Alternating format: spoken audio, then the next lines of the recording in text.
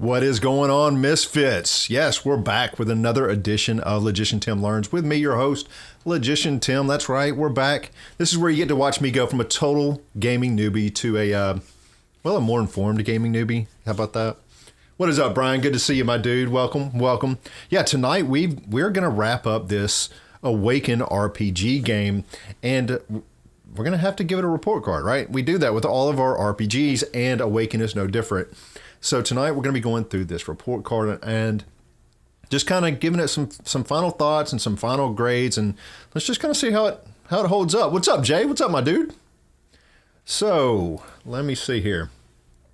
Yeah. All right. Got my report card up, and I kind of put these things into categories. I give them a score, and I kind of give some thoughts on why I gave it that score, the things I liked, things that could be just a little bit different, those type of things. What's up, Mitchell? Good to see you, man. So first up is the character section, right? The character creation section. And in this book, making a character in the Awaken RPG is really pretty straightforward. If you remember correctly, there were 9 steps to making your character. It was naming, identity, attributes, skills, virtues, resistances, combat potentials, gifts, and then finally your finishing touches. So I really enjoyed the process because there was no fluff in it. It was very straightforward. There was no flipping back and forth in the book or anything like that. It was to find out more about a different section. The book told me, enough information about each attribute or skill or whatever that I can make decisions without reading every chapter in the book first, right? So I kind of liked that. I really liked that they gave me everything right up front. I didn't have to dig for it. So it did get a 7 out of 10. I thought it did its job. It wasn't anything like totally creative or new, but it was just straightforward and it works. And so that to me, deemed a good average score, 7 out of 10 on that.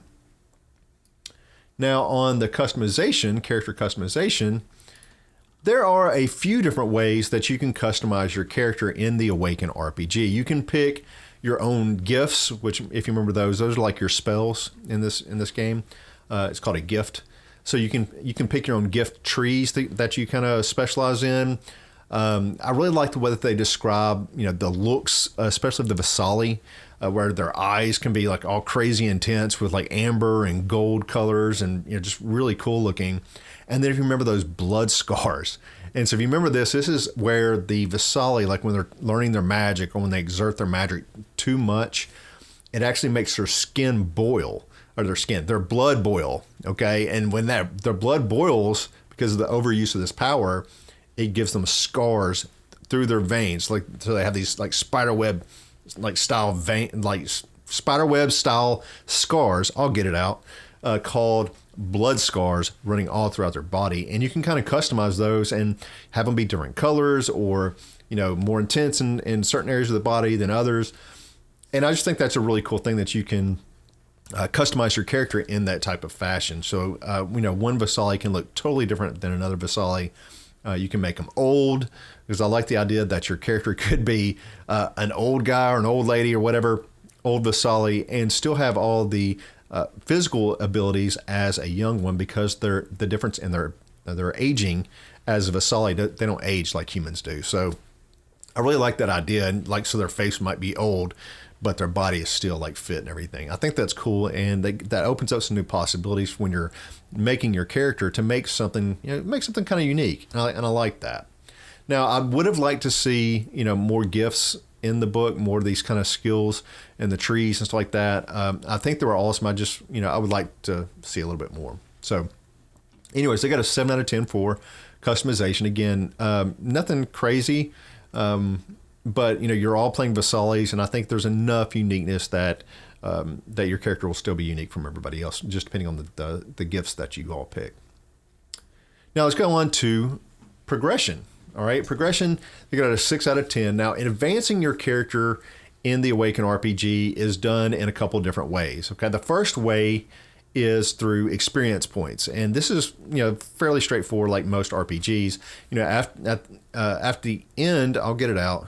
At the end of each game or each session, then the GM or the narrator, what's called the narrator in this game, is going to give out experience points. Okay, and they kind of do this based upon sometimes just participating or creative role playing, completing a story arc or something like that. They may give you some more, but they'll usually give you about anywhere from 1 to 3 experience points on average per session. Okay, and then you can turn around and spend those points to gain new attributes, to gain skills, specializations and different skills and things like that, gift ranks, and so on.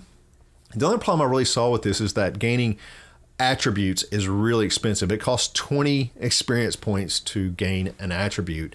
And I understand that attributes are they're kind of powerful, but 20 points for an attribute seems crazy. Like to get a new skill or a new specialization, those are only 5 experience points.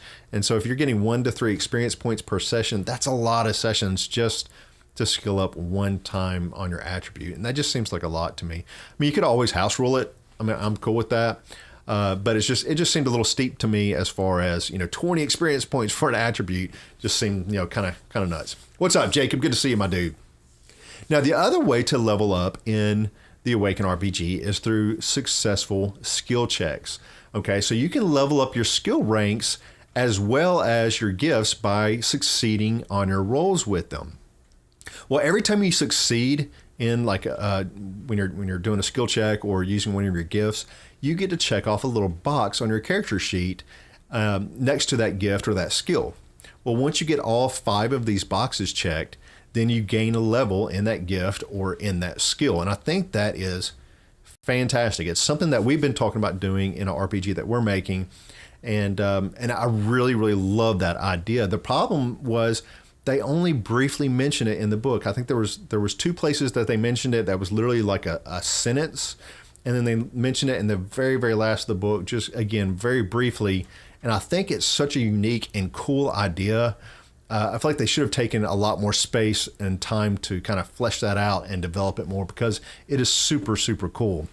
It could be easily overlooked the way they have it now, and it's too cool of a mechanic that I should have to dig for it or whatever. And I feel like it would have been easily a section that I skimmed over, and so luckily I read it and I got the information, but it was really buried in there, and I think it's so unique it should be right up front and prominent, and maybe even have 2 or 3 paragraphs about it with pictures of the box and all that kind of stuff, of the boxes on the character sheet, because it's such a cool mechanism. So yeah, they got a 6 out of 10 on that, which is still pretty good. It's fairly normal stuff. Now mechanics, let's talk about the ease of mechanics. Okay, so this RPG uses a D6. Jacob says, I mean, it's more difficult in D&D. Yeah, no doubt. It's a lot easier for sure in this game versus a D&D game to level up. Yeah, for sure. Now this game uses a RPG, a D6 dice pool. It's no secret at all that I love this type of system. I love D6 dice pools because the ease of understanding it, and getting new people that maybe has never played an RPG before will be so much easier with just a D6 system. They don't have to worry about what's a D8 and what's a D6, what's a D12, and what are these different things. And I can't even hardly pick up the difference between a D8 and a D10. Like if you set them next to each other, I have to kind of look hard. So it can be confusing and intimidating to a new player. So I love D6 pool systems. I just do. I love the ease of them. Now in this game, a 5 or a 6 is considered a success, where most games, or a lot of games that I've seen that use this D6 pool, they only have 6s being a success. So this game having 5 or 6s being a success, it just makes it a little easier on the players and makes it so they kind of succeed a little bit more often. And I really like that. So it kind of gives me a little bit of an edge. It kind of feels like, and I like that. And the exceptional successes are when you roll 5 or more successes in a single roll. So this would be kind of like your crit, your nat 20 or whatever, right? So you're rolling 5 or more successes on your roll, and this is going to give you some type of unexpected positive result, right? I use this story about when you're doing a trading roll.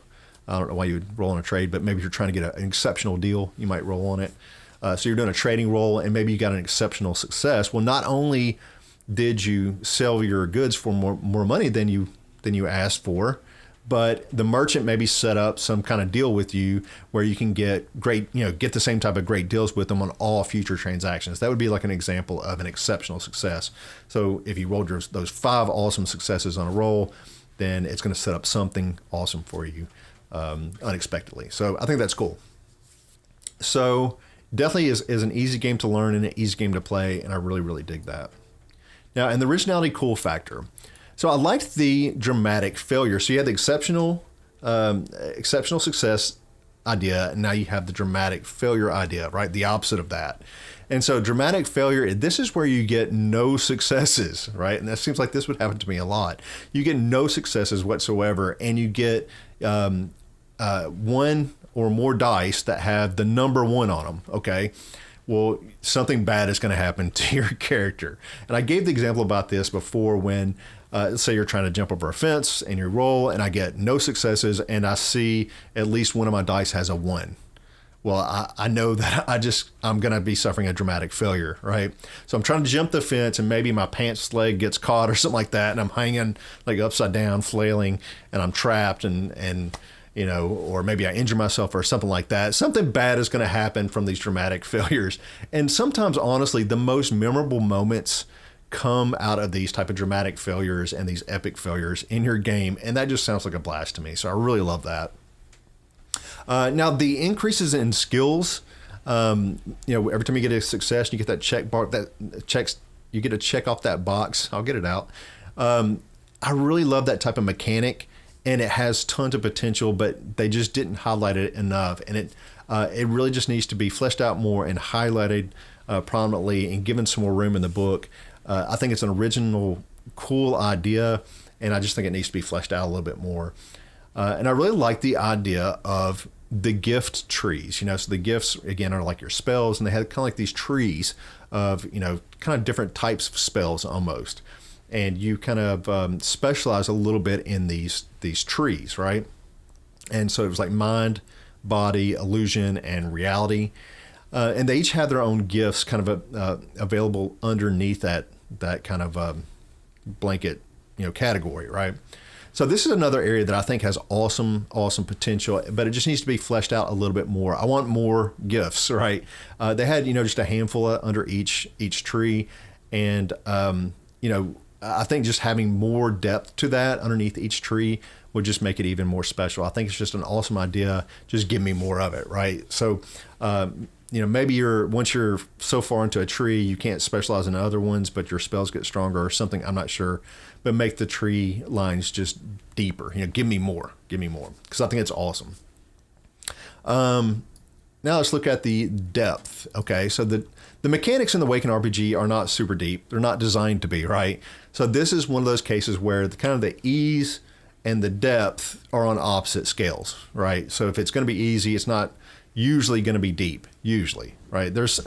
Sometimes a game can have both depth and be fairly easy, but it's super rare. I think if they would have kind of fleshed out that skill upgrade, added, like a bunch more gifts, like 3 times the gifts, and a few other things, this section could have gotten a much higher score. But in the end, though, this game is a narrative-driven RPG, so it's meant for the story to take precedence over everything else, right? And so this allows for the story to be a lot more fluid without all the dice rolls interrupting and slowing it down all the time, right? So it's kind of meant to be not a super deep game. It's supposed to be made more for the storytelling, and that's where this game really, really shines. And so that kind of gives us to, what's up, DJ? That gets us to the narrative section. And the story in this game is really, really well done. It's one of my favorite parts was the introduction. And right from the get-go, they talked about this creation story. And it was just super cool to me. It got me sucked into the world right away, where you had the 2 gods, Azimuth and Zemitra. And they were battling it out, over... after they created their own versions of servants. You remember Zemitra kind of wanted the workers with no free will, and Azimuth wanted their workers or his servants to have free will, and they kind of animosity grew and they started battling each other, and it just sounded awesome. It's super compelling and very, very well written. I just loved it. I loved it. And then I got to read all about the Vasali and how cool they were and their powers and how they were normal people and they just kind of awakened into these type of powers, and it just sounds so cool to me. I did have to kind of dig a bit before I found out that the players are going to be playing Vasali, because I don't know anything about the RPG. And that was super exciting once I found out, holy crap, I'm going to be able to play one of these. That is so cool. So I did ding them just a couple points here in this section because I feel the book, it could have used a part like right after the introduction where maybe it told me real quickly, like, where I was, who I was, and what I was going to be playing, or just tell me how you're going to be playing a Vasali, like right up front. And like just a page or two of this would have really made all the reading that I was about to do that much more enjoyable, because I could have really imagined myself playing as a Vasali while reading about the different orders and alliances and the different factions. The way they have it, I didn't find out I was going to be playing a Vasali until much later in, and so I kind of went back and was rereading stuff, and it was really cool. But I just think they could have really easily had a 9 or 10 out of 10 in this, because their story is so strong. Just by changing just a couple quick things, like tell me I'm a Vasali right at the beginning. It probably says that somewhere like in their sell sheet. I didn't get, but I got to be true. So yeah, just a small change there, and they would have easily been up at a 9 or 10 out of 10. Moving right along to, all right, value. All right, in content. All right, the content in the Awaken RPG is good. The story is incredible. The mechanics work. There's an adventure provided to you. I love that. I can't stand it when they give you a book, say, okay, now go make your campaign. Like, no, man. Give me something to start with so I can get in the groove, kind of see how everything works, and kind of kick the tires a little bit. Then I'll create my own campaign.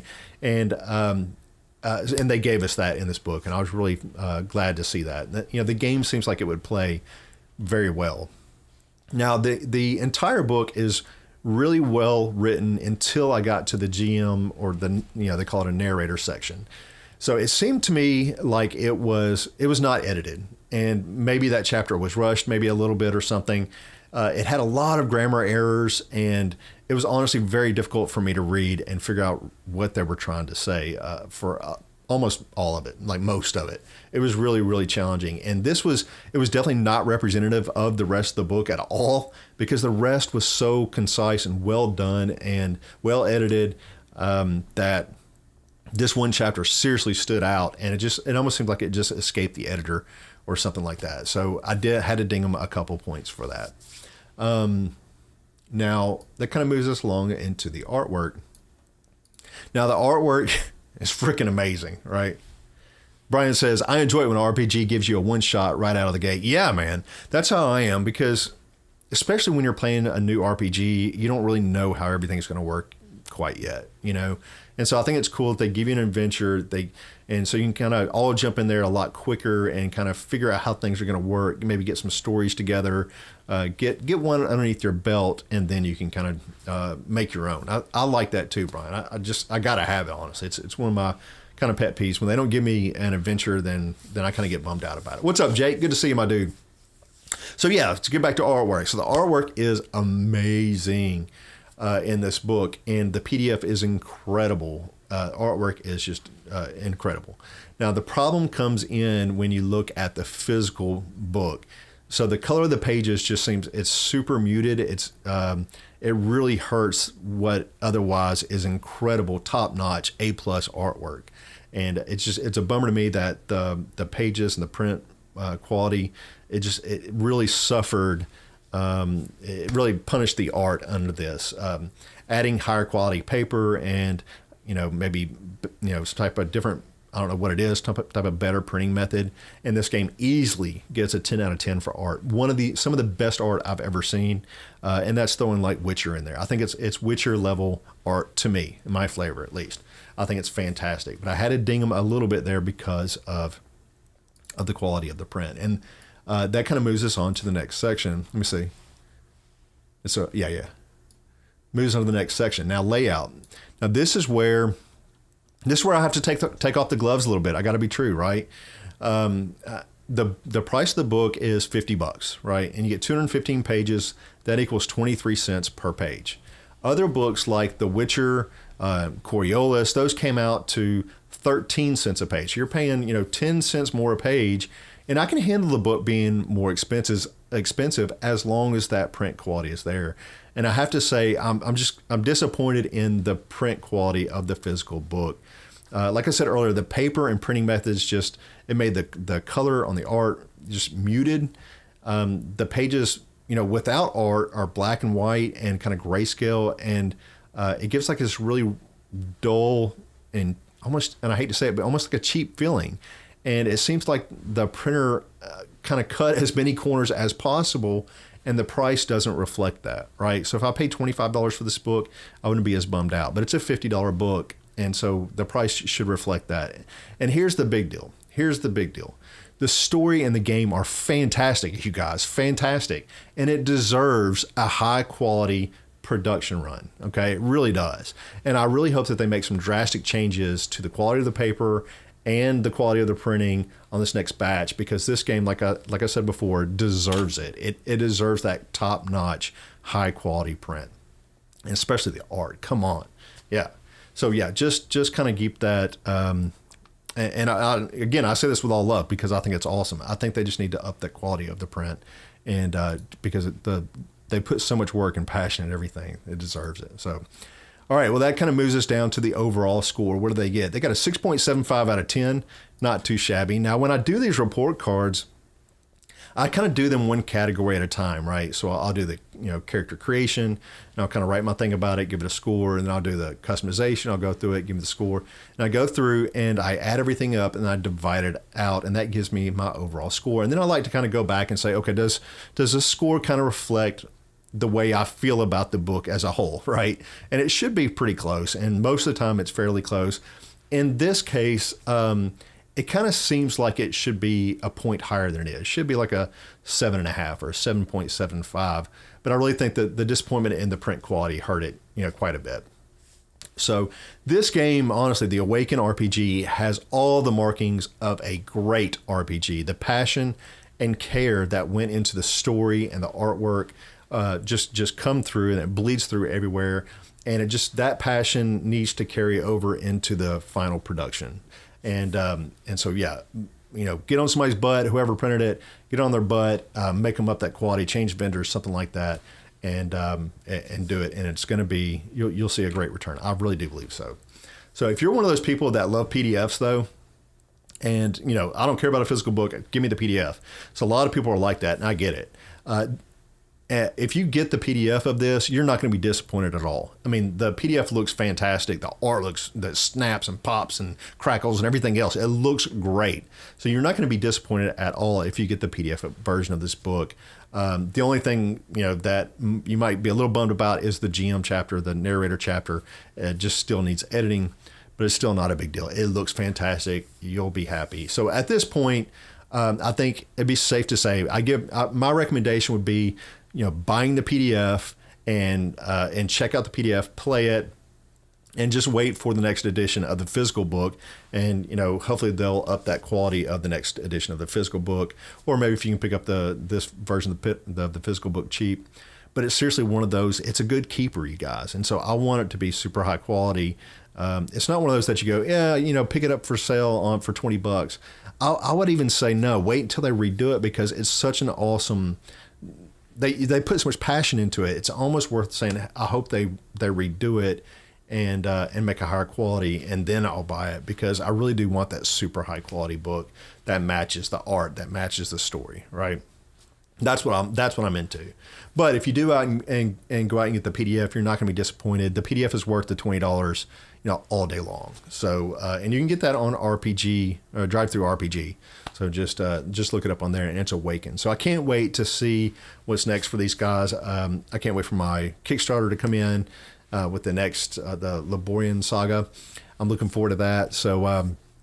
But yeah, that's about it for the Awaken RPG. And Jacobs, thank you so much for sending this to me. I'm going to be sending this back out to you, and I'll do that, and then probably on Monday I'll probably get to ship it out. But I've really enjoyed it. The people, the creators that came in here, Zoltan, seemed like a great guy, and they really do have a good team over there. And So yeah, they should be very proud of what they made here. They really should. It sounds like I'm bashing it, but I'm not bashing it. I think it's an awesome book. And just get that print quality up and we're good. So, all right. Well, that is it from me tonight. If you have any questions, go ahead and throw them down into the comments. And if you're watching this back, throw them in the comments. I always check them back. So what is up, Joe? Good to see you. Angela, if you're here, good to see you. I'm just wrapping it up. So you have to watch it back, but good to see you guys. All right, so that's it from me tonight. Right after this, I'm going to be announcing which RPG I'm doing on Monday. So I'm going to be right back on a live stream. I'm going to end this one. A couple minutes later, I'm going to start a new one and announce our next RPG for next week. And it's pretty cool, man. Pretty cool. So Greg says hi. All right. Hey, Greg, what's up, my dude? Good to see you, man. Good to see you. Hopefully I'll see you guys at Gamma. We're going to be there. And we'll probably go to Origins. We're doing a few this year. We're doing like 4 or 5. So definitely need to hook up with you guys. All right. Well, we'll see you all later. Thank you so much for tuning in. And definitely check out this Awaken RPG. I think you'll like it overall, especially the PDF. See you guys. Bye.